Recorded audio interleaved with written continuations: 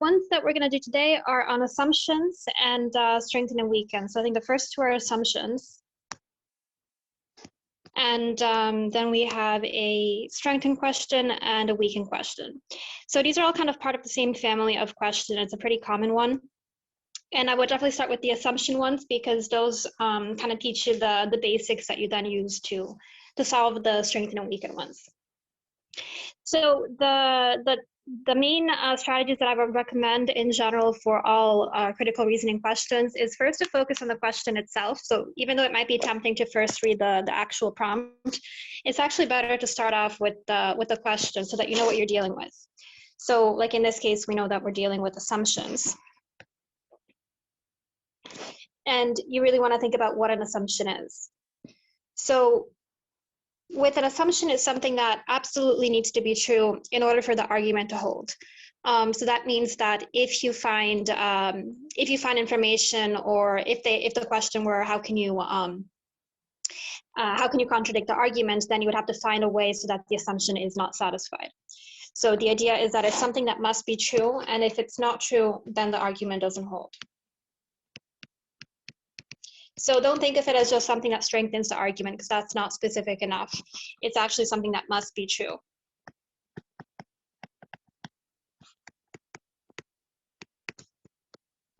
And so specifically, we're trying to connect the premise, which is just the main portion of the argument, with the conclusion.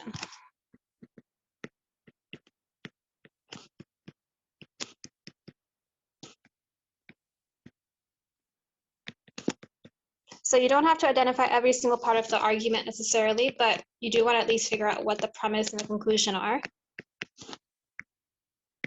And the assumption is essentially something that we insert in the middle.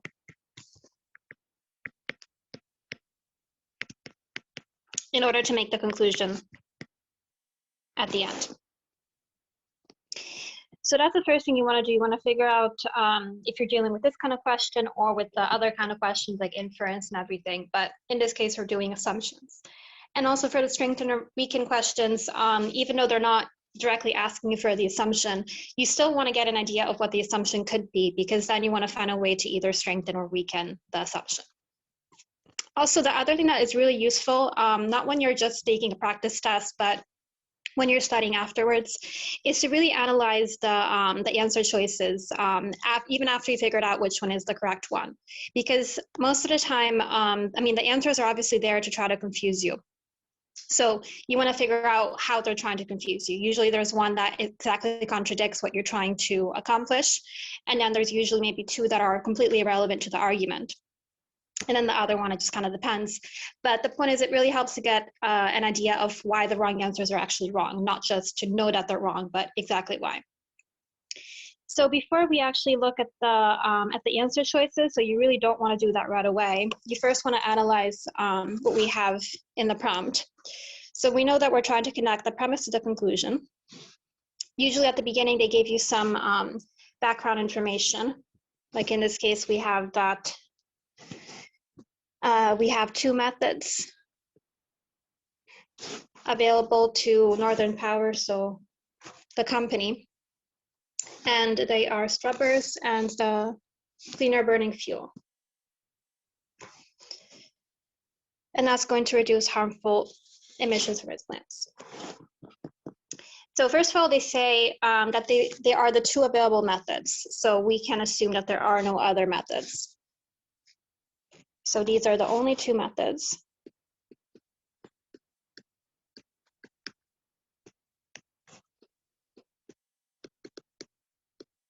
That are available, so we can just call them S and cleaner fuel. And both of them are going to theoretically reduce harmful emissions from the plants.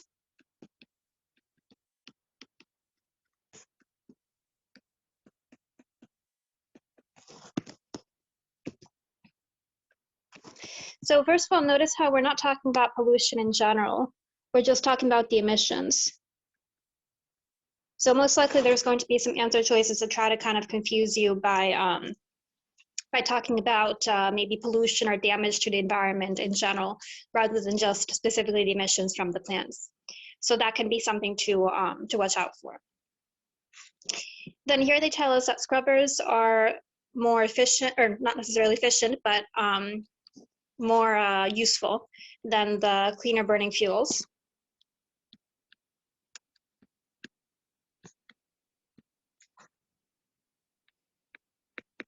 So they're better in terms of reducing it. Of course, we don't know anything about costs or anything, but they haven't talked about the financial portion of it yet. And so they're saying that if this is true, then by installing these scrubbers, Northern Power will be doing the most that can be done. So essentially, this is the best method.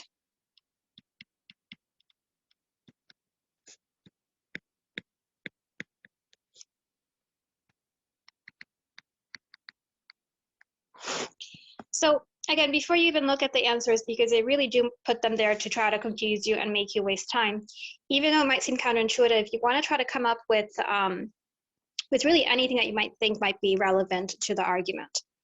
So first, I would, again, notice that they did say they are the two methods available, so we can't really introduce other methods because they already say that these are the only ones available. Also, remember that we're talking about emissions. So we're not talking about specifically harmful emissions. So not non-harmful emissions or other kinds of damage to the environment.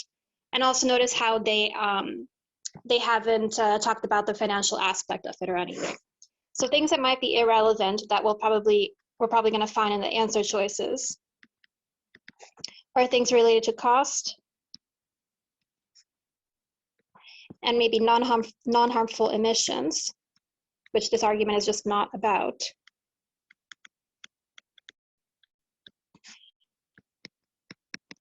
And maybe other forms of damage to the environment.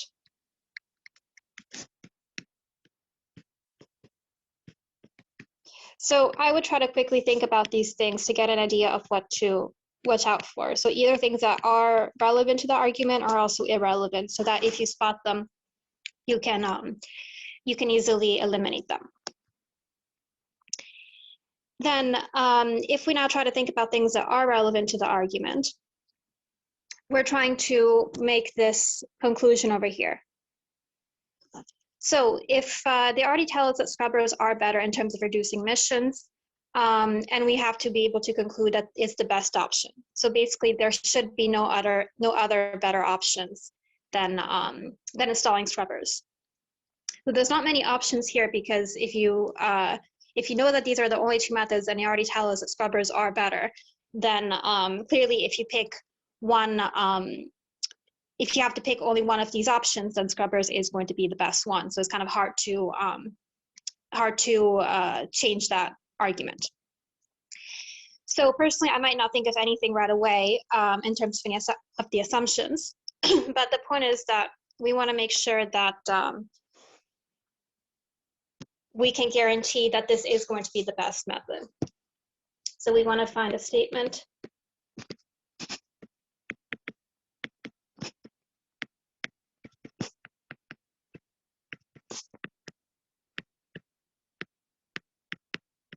that guarantees that there are no better options.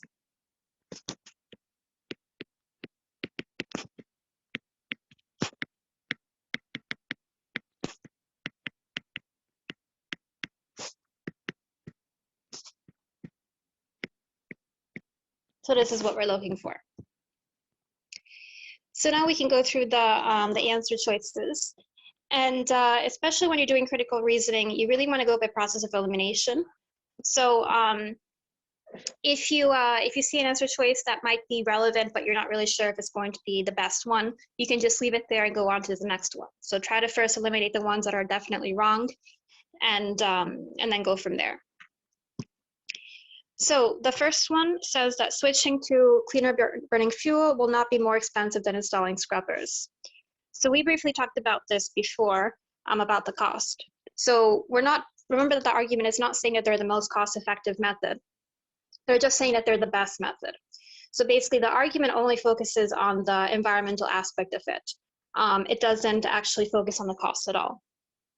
And so even though it might be logical to think that the cost matters, in this particular argument, it just doesn't. So cost is completely irrelevant.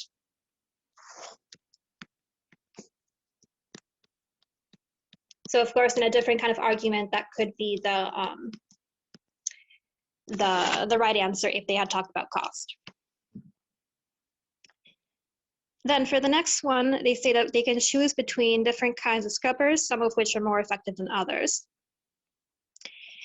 So if you kind of insert that into the argument, it really doesn't change the fact that the point is that scrubbers in general are better than the other option of cleaner burning fuel. So this one doesn't really seem to change anything. They're just talking about the distinction between different types of scrubbers, but it's logical that Northern Power, if they do want to reduce the harmful emissions from its plants as much as possible, then they will pick the ones that are more effective. So if you're not sure about this one, you can leave it there just to be safe for now. I would maybe kind of do this kind of thing or something just so that we can go back to it if we have to. But this is kind of a classic wrong answer where you have an irrelevant distinction.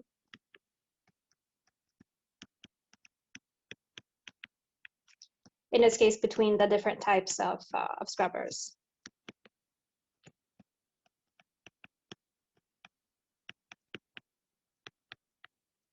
So this could have been relevant if instead of saying by installing scrubbers in general, they had said by installing scrubbers, a specific kind of scrubber, and then if that specific kind is not the most effective, then it could be relevant to talk about the other kinds. But because they're saying scrubbers in general, this one isn't going to actually be relevant. Then the next one is saying that Northern Power is not necessarily committed to reducing harmful emissions. Remember, though, that here we're not talking about whether they're actually committed to doing it or not. We're just saying that if they were to install scrubbers, then they would be doing the most possible. So we don't necessarily care if they're actually committed or not. Maybe there's other factors that are kind of forcing them to reduce harmful emissions, like the government or something. And so even though they're not really committed themselves, they're going to have to do it anyway. But regardless, we're just, this is really just a theoretical argument that we're just saying that if they were to install scrubbers, then it would be the most effective way to reduce emissions. So this one also is just completely irrelevant.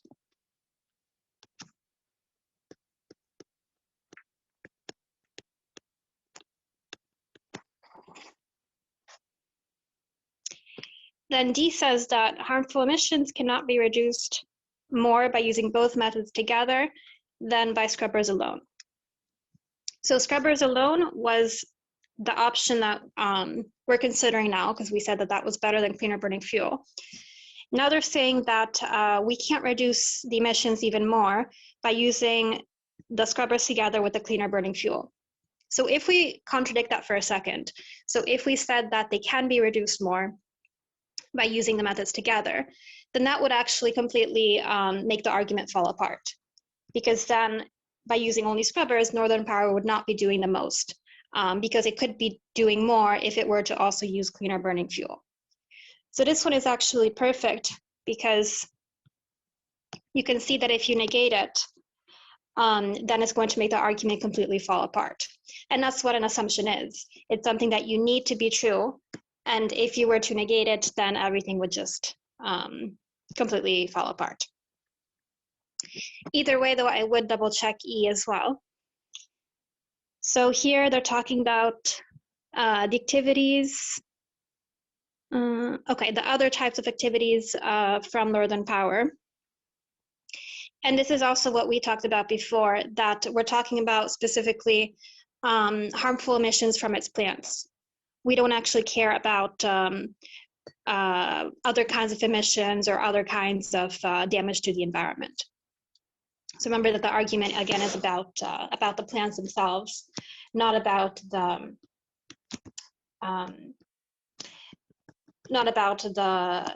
company in general.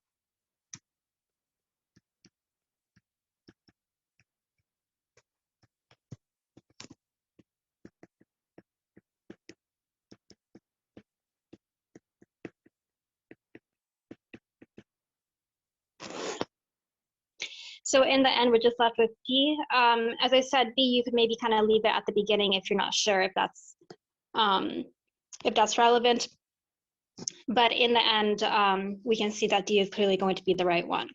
And also the strategy that we just used here when we negated the statement, that's just called a negation strategy. So with that one, you literally just flip it around and you see how that's going to affect the argument. So if it makes the premise disconnect from the conclusion, so if they now don't work together, then you know that it's going to be the right one. But it's not the most efficient way of approaching it. It's just to kind of double check it.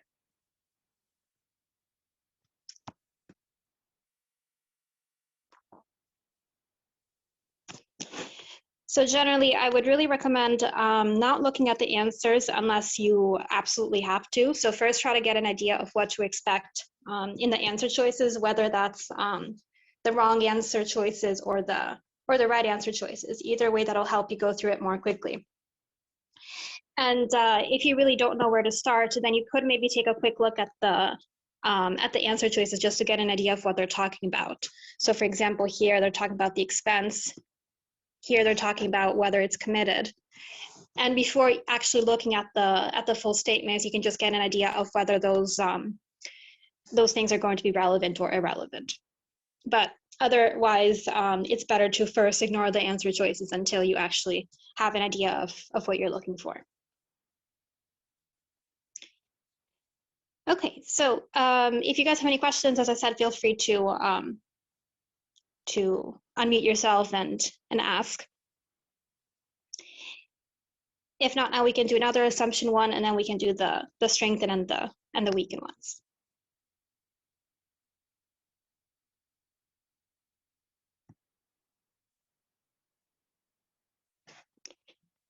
Okay, so for this one also we're looking for an assumption.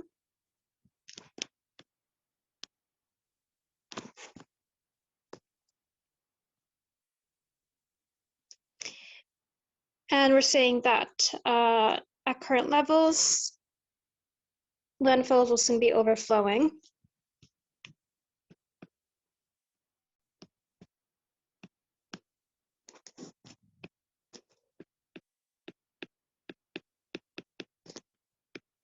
And if they overflow, then we're going to have to use the parkland.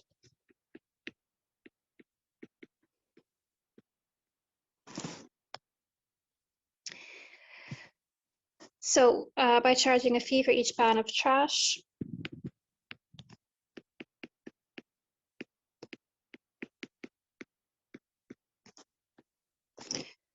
we're trying to reduce the trash they create.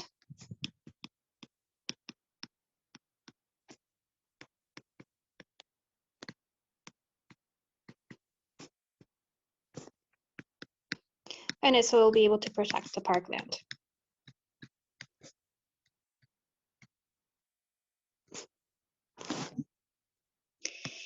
So first of all, there's one thing that I would notice right away, that they talk about reducing the trash they create, when really all we can say for sure is that if you have a fee if you have a fee for each pound of trash, even if we assume that they are going to put out less trash, so if we assume that the fee is significant enough to encourage people to put out less trash, putting out less trash doesn't necessarily mean that you are reducing the trash you create. Maybe you're simply recycling more, or you're doing something else with your trash. Maybe you're actually like abandoning it somewhere else. So first of all, I would say that the fee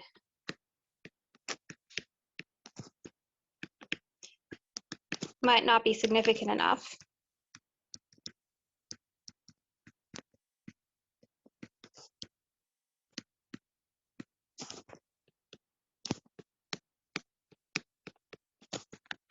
to reduce the trash that the residents put out.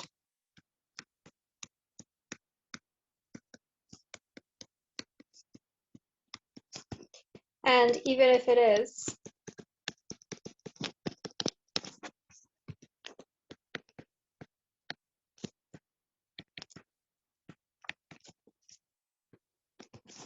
they might still create just as much trash as before.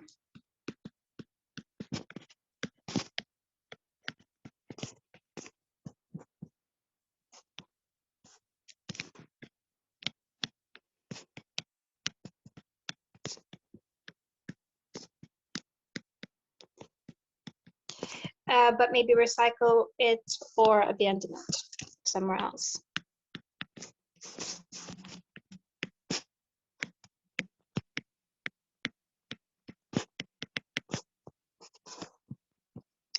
So if they recycle, that's still good because that will still create less trash overall.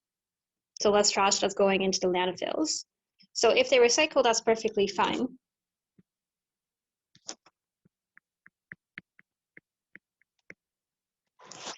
But if they abandon it, it really depends on where they abandon it.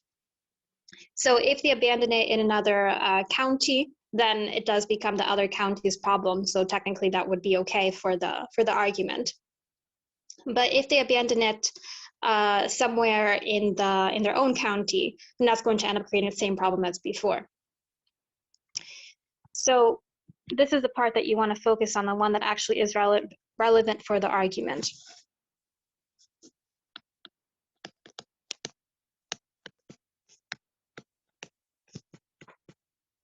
So in order for the argument to hold, we need to make sure that that's not going to be an issue. So we need to make sure that they're not going to abandon it, specifically somewhere in the county.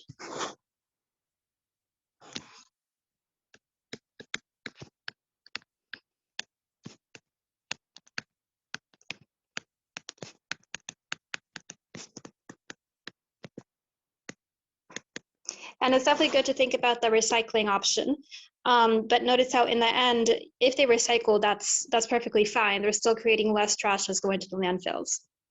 So if they said, if there's something about recycling, that doesn't really change the argument. The only problem is going to be if they abandon it, like on a side of the road or something, so that it ends up in the same situation as before. So if we now go through the answer choices. First, we're saying that residents will reduce the amount of trash they put out by reducing the number of products that they buy. So this one might be tempting because logically, if this were to happen, then it would make the argument stronger. But remember that we're looking for an assumption, which is something that absolutely needs to be true in order for the argument to hold. So this one definitely strengthens the argument, but it's not something that we need to be true.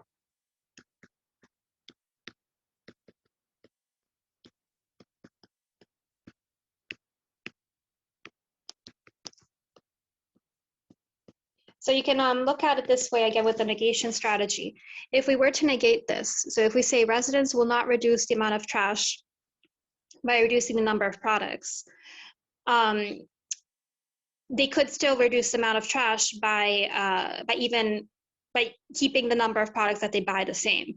And in that case, maybe again, they would be recycling or doing something else with the trash. So the point is that it's not something that necessarily needs to be true.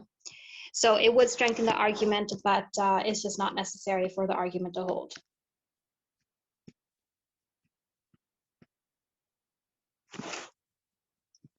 So this was kind of a tricky one because it's easy to think that assumption and strengthening are pretty much the same thing, which they are closely related because we're going to see that in the next question, but they're really not the same. So in order for something to be an assumption, it really does need to be something that absolutely must be necessary in order to connect the premise and the conclusion. So this one is a pretty classic trap answer with these assumption questions.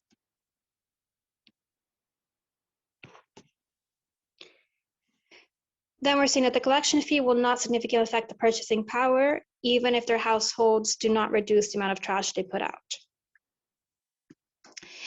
So first of all, we don't really care about the purchasing power. So this seems really totally irrelevant. So even if it did significantly affect the purchasing power, if anything, that could actually that could strengthen the argument, because then if they can buy a lot less than before, then most likely they're going to produce less trash. But either way, we're not looking for something that strengthens or weakens the argument. We're looking for something that absolutely must be true. So whether or not the collection fee significantly affects it is really not relevant. And so that's just not going to change anything here.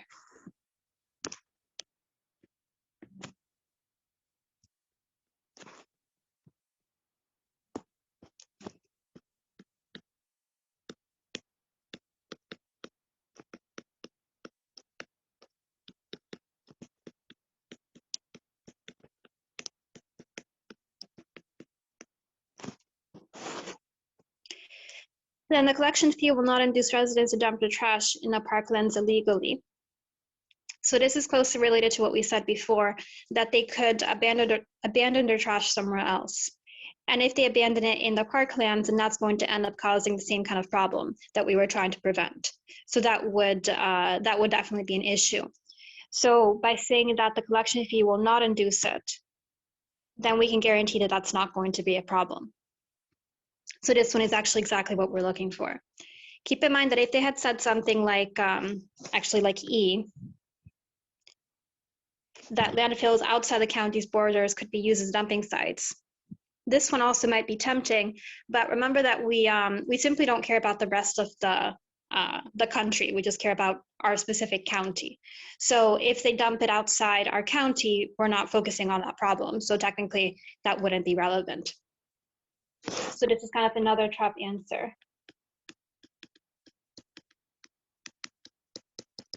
Because we only care about our own county.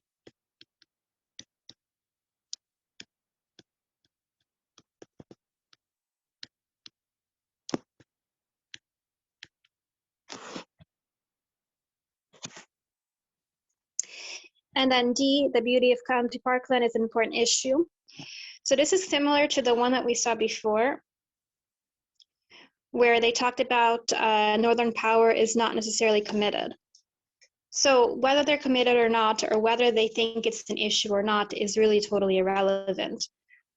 Because the point is that we're just trying to see if by doing this, if by charging this fee, we're going to accomplish what we want. And whether or not they actually care about it really doesn't matter. The point is that we want to see how this is going to affect the trash that they put out. So this was pretty easy to remove.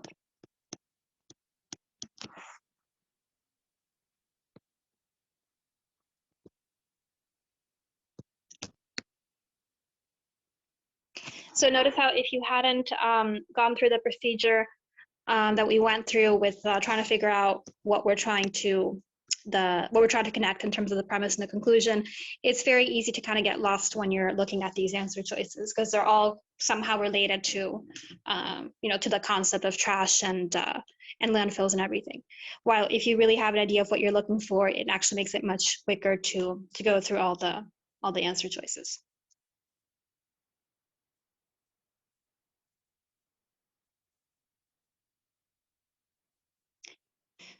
So now the next one is going to be a strengthened question.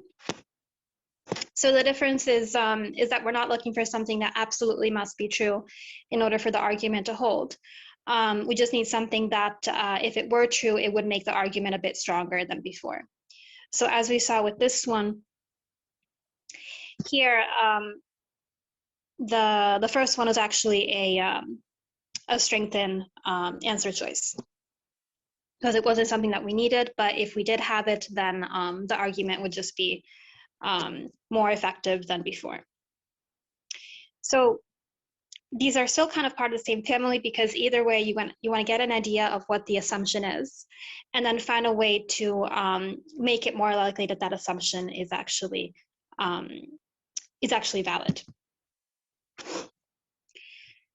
So we're saying that we have small bits of plastic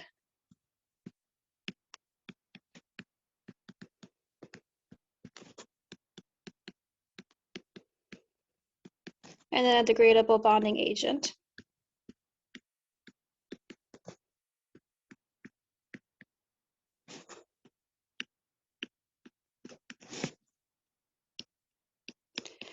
And only the bonding agent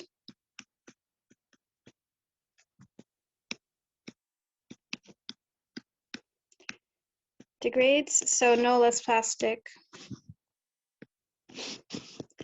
refuse per container is produced.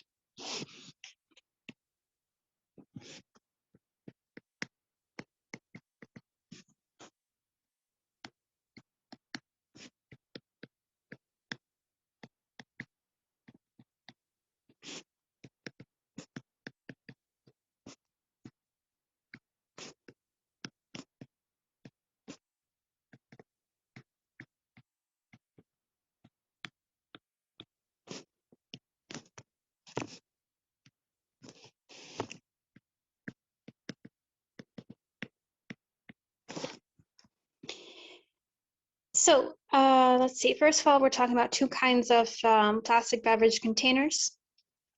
And you want to focus on the details here. So specifically that we're talking about plastic waste per container, not necessarily plastic waste in general. So not total, but just per unit.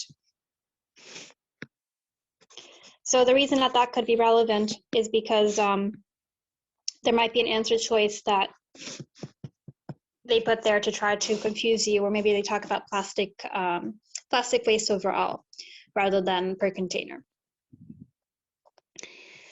So things that might be irrelevant in the answer choices are things regarding total waste.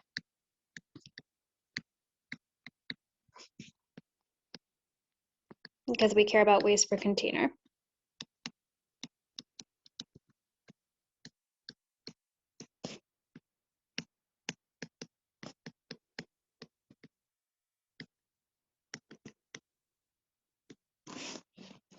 Also remember that we're talking specifically about plastic, not other kinds of problems with this. So not other kinds of things that you can't, that are not biodegradable. So we don't care about other types of material.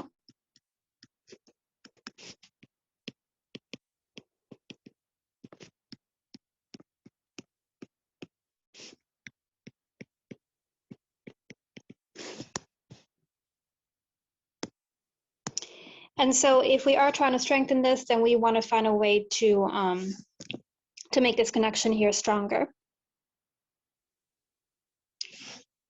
So first of all, let's see.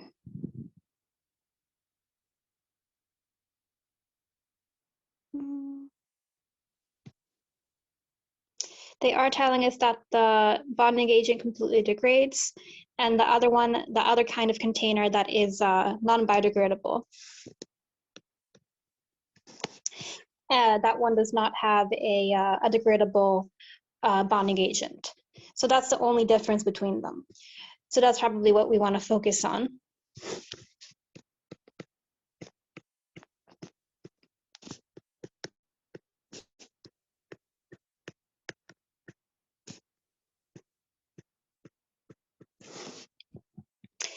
So personally, I wouldn't really think of anything immediately to try to strengthen this, but since that's the only difference between the two types of containers, we're definitely going to have to look for an answer choice that's somehow related to that. So most likely here we'll be able to eliminate some pretty quickly, and then we'll see which ones are left. So first we're talking about the containers can be crushed completely flat by compactors.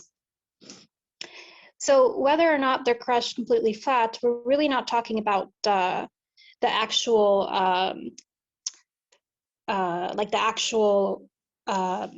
way that it's being recycled or thrown out. We're really just talking about the plastic that is produced. So that's not relevant. That's not related to the to whether or not they can be crushed.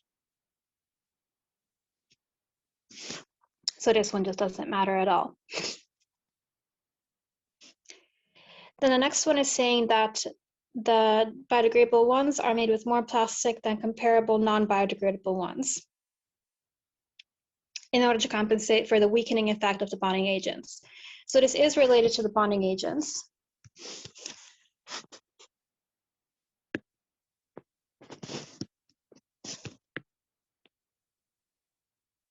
And if this were true,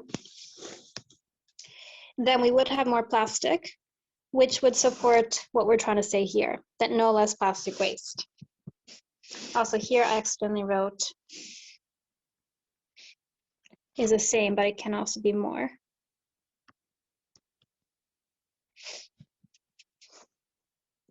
So that seems to be exactly what we're looking for. But just look at the other ones. The next one is consumers prefer one kind of container to the other. This is just really irrelevant. So what consumers think about the containers isn't relevant here. So we're not talking about which ones are more popular or anything. We're just looking at the waste per container. So whether or not they actually want to purchase the one kind versus the other just doesn't matter here at all. So consumers here are completely irrelevant.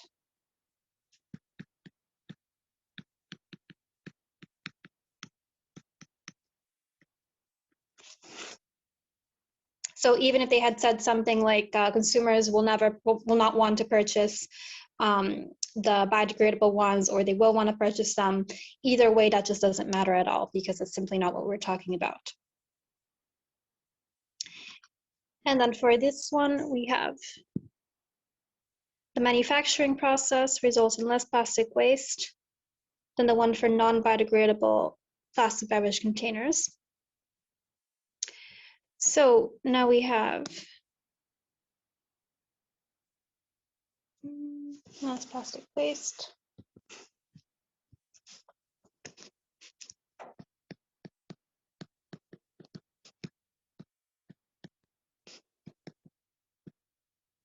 In the manufacturing process.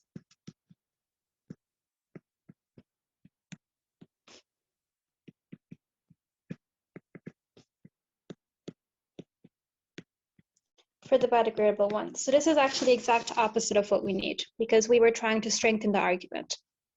So this would actually weaken it, because if this were true, then it would imply that at least one aspect of the partially biodegradable ones is better than the ones for the non-biodegradable ones.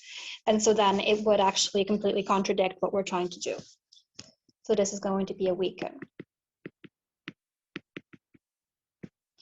So this happens pretty often with these strengthen and weaken questions, that you have a few that are irrelevant, and then you have maybe one or maybe two that are doing the exact opposite of what you want. So it's easy to get confused here because this is definitely relevant to the argument, but not in the way that we want. So it's a typical kind of trap that they do. And then technologies with problems with recycling currently prevent the reuse from either type of container. So now they're talking about recycling, but regardless of whether we're recycling or not, we're still talking about the plastic that is being created. We don't actually care about whether or not it's going to be recycled, just because that's not what the argument was about. So even though it might seem intuitive to think about recycling, it actually doesn't matter here at all, because we're not talking about plastic waste that can be recycled. We're just talking about plastic waste in general. So whether or not we can recycle just isn't going to be relevant here.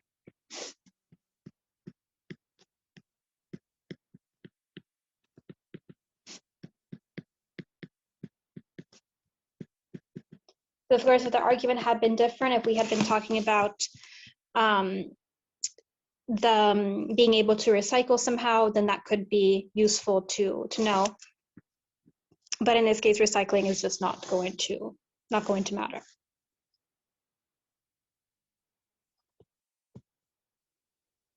Also, another thing that you could have thought about is that maybe for the bonding agent, somehow maybe the manufacturing of the bonding agent or something requires plastic, like different amounts different amounts of plastic for one type of container versus the other.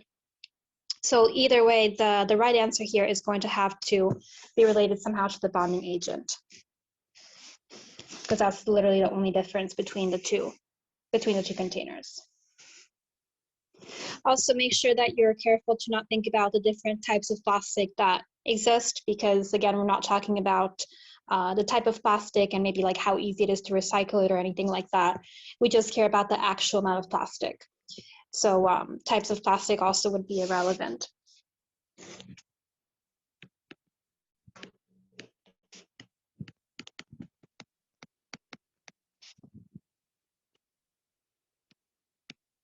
And also whether it's easy to recycle.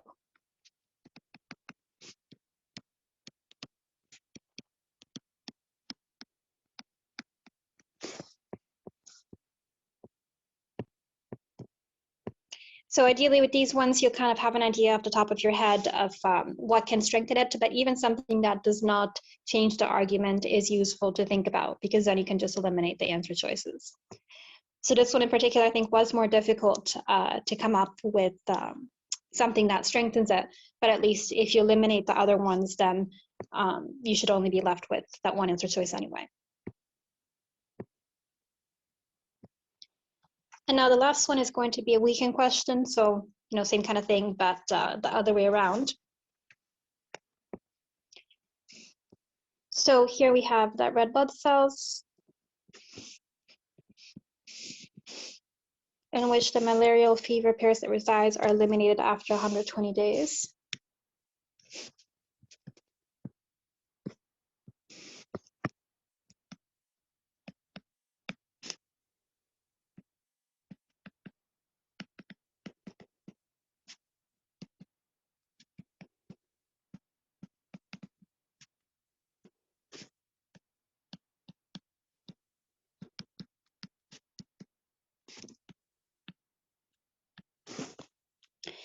And the parasite cannot travel to a new generation of blood cells.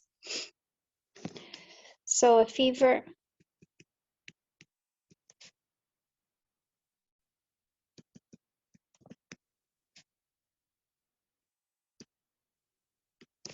after 120 days is not due to malaria.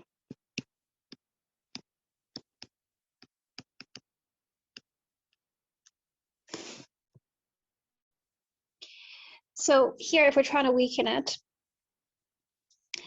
clearly we're assuming that it's essentially impossible for this person to have malaria after 120 days. So this is our assumption here.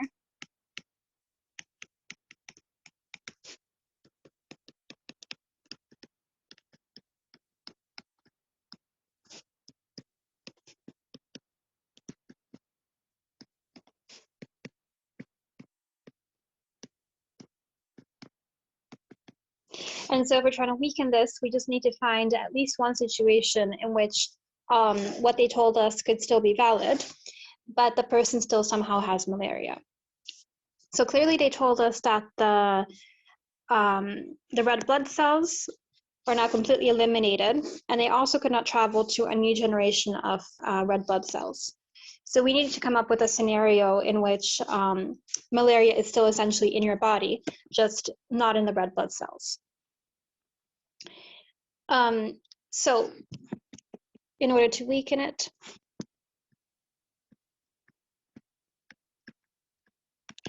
we need at least one situation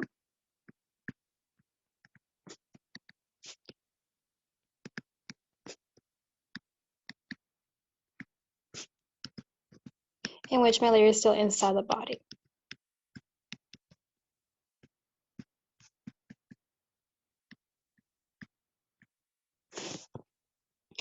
So most likely to try to confuse you in the other wrong answer choices, most likely they're talking about maybe other kinds of diseases that could cause a fever or things like that. So most likely that's going to be there to try to distract you.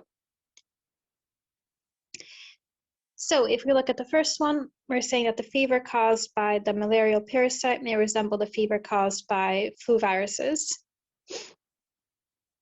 So this is just saying that that specific type of fever could also be due to the flu.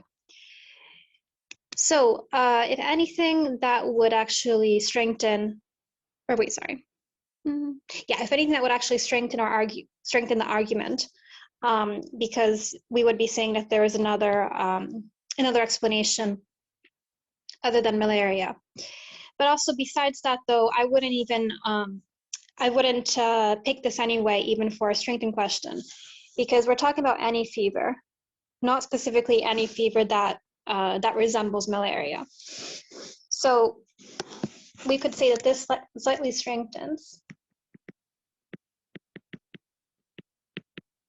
but not significantly. So even for a strengthened question, this probably wouldn't be the right answer choice.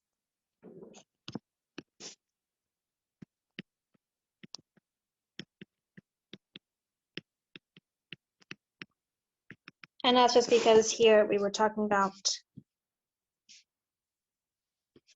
any fever. And then here we're talking about it specifically resembling it.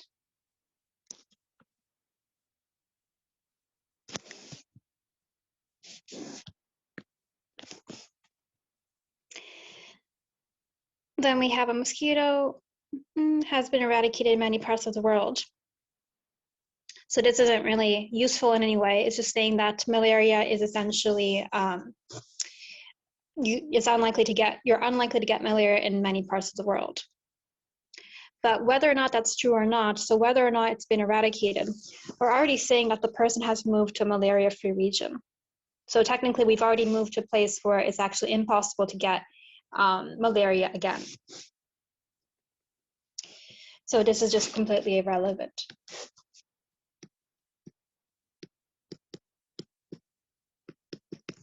So we already know that the region is malaria-free.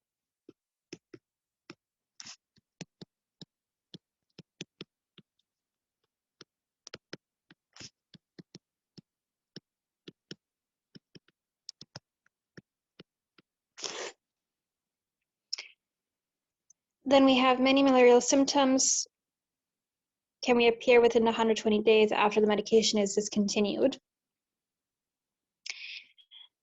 So here they're not really clarifying whether you still have malaria or you just have some symptoms that are kind of permanent. But regardless, we're talking about symptoms that are besides the fever. And we're specifically talking about the fever itself. So this is really looking at all the other possible kinds of symptoms rather than one that we actually care about. So this one is also just completely irrelevant.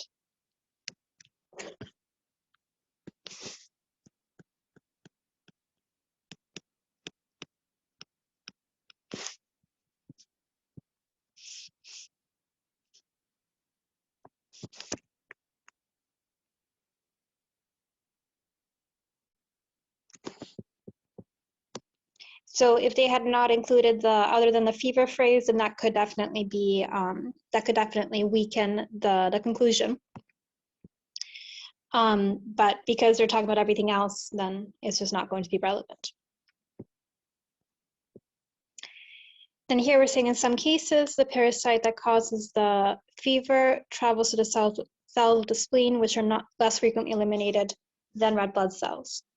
So this is basically giving the virus another part of the body to survive in. And so that's exactly what we were looking for, a scenario in which you could still have malaria even though it's not in your red blood cells, so just anywhere else in the body. Notice how they say in some cases, so it might not seem like it's strengthening all that much, but we just need one specific situation. So even if this only happens in one person out of like 1,000, that's still good enough because we're still trying to contradict this. We're trying to contradict the statement that any fever cannot be caused by malaria. So because this was a very strong statement, even just finding one situation that contradicts it would be sufficient to conclude that the statement is wrong. So it might be easy to overlook it just because of the fact that they say in some cases, not in many cases, but that's actually not relevant.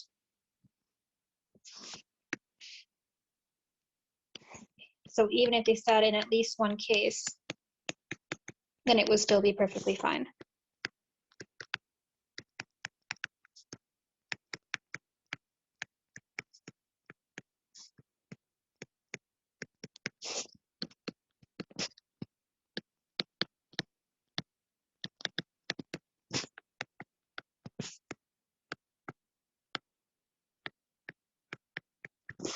And just to check the last one, here we're saying that if any region infested with malaria-carrying mosquitoes, there are individuals who appear to be immune.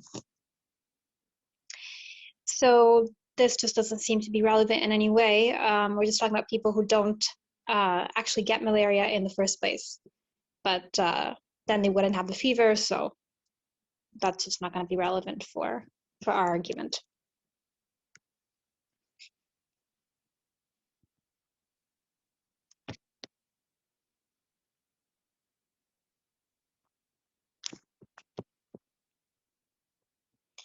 And definitely watch out for these kinds of statements when they use a word like some or all. So here specifically, they're using the word all, because saying any fever, it's like saying all fevers. And so to contradict all, you just need to say that in at least one case, the opposite is true. So that's something to keep in mind.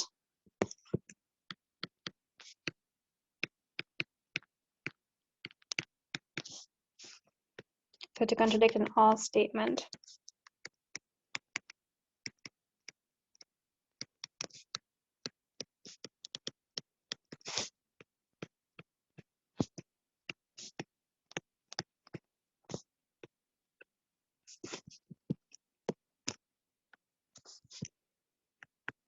you just need an answer that contradicts it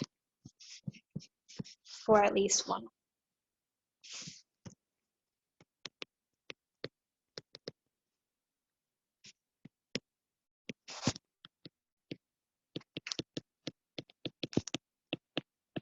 So if you think about a very simple situation, say that all students in the class are named John. It's obviously a very strong statement. If we contradict this, we would just have to say that at least one student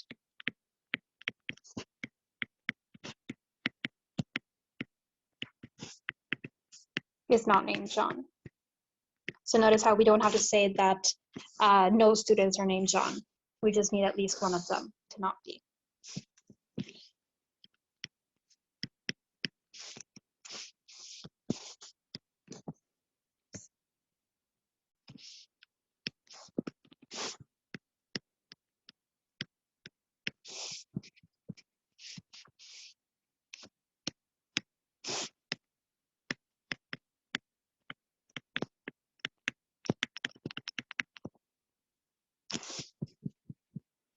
And if instead the statement had been some students in the class are named John, in order to contradict that, we would have to say that no students are named John.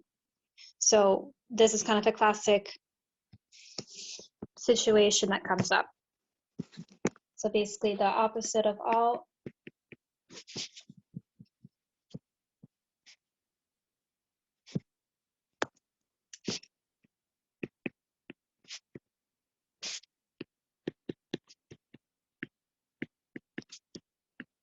is going to be at least one, with some, to contradict it, we would have to say none. So again, we can use the same example.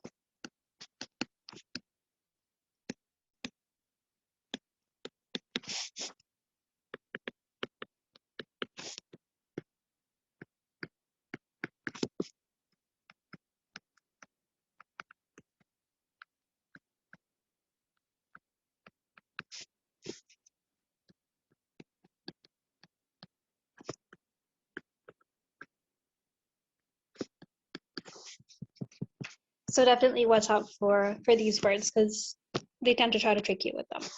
So these are all the contradicting statements.